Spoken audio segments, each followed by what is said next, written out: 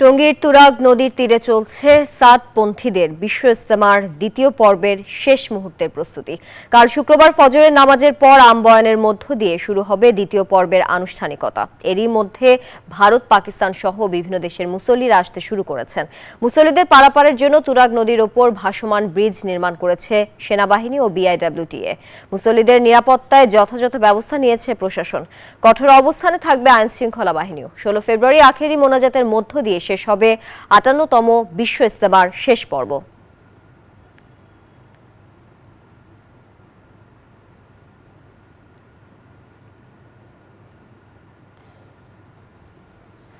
ধন্যবাদ আপনাকে। এই মুহূর্তে রয়েছি আমি টঙ্গীর তুরাগ নদীর তীরে অবস্থিত যে বিশ্ব ইজতেমার ময়দান।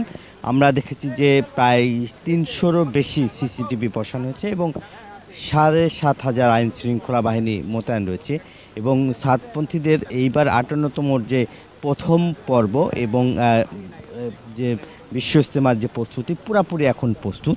আমরা যদি একটু দেখাই যে বিদেশি আমরা যেখানে রয়েছে ভারত, পাকিস্তান এবং বিভিন্ন দেশের মেহমানরা কিন্তু আসতে শুরু করেছে এবং এখন কিন্তু পুরাপুরি প্রস্তুত এই যে বিশ্ব ইজতেমার ময়দান। আমরা একটু আপনার সাথে একটু কথাও বলবো যে এই মুহূর্তে আসলে কতটুকু প্রস্তুতি এই বিশ্ব ইজতেমার ময়দান, যদি একটু আপনি বলুন। আলহামদুলিল্লাহ, আমাদের 58তম ইজতেমা আলহামদুলিল্লাহ আল্লাহ পাকের মেহেরবানি আমাদের ময়দান এখন পরিপূর্ণ প্রস্তুত আলহামদুলিল্লাহ। এখন আমাদের আল্লাহ চাঁদ আজকে আমাদের সারা বাংলাদেশের মুসলিম ডক্টর সাহেব মাশাআল্লাহ আল্লাহ চাঁদ ময়দান কানা কানা ভরে যাবে ইনশাআল্লাহ, আশা করতেছি। আল্লাহ বিদেশি মেহমান আসতেছে আলহামদুলিল্লাহ, পর্যাপ্ত মেহমান আসতেছে আলহামদুলিল্লাহ। এবার আমাদের ইজতেমার প্রস্তুতি আলহামদুলিল্লাহ এখন পরিপূর্ণ হয়ে গেছে আলহামদুলিল্লাহ, এখন সমস্যা সমাধান নেই।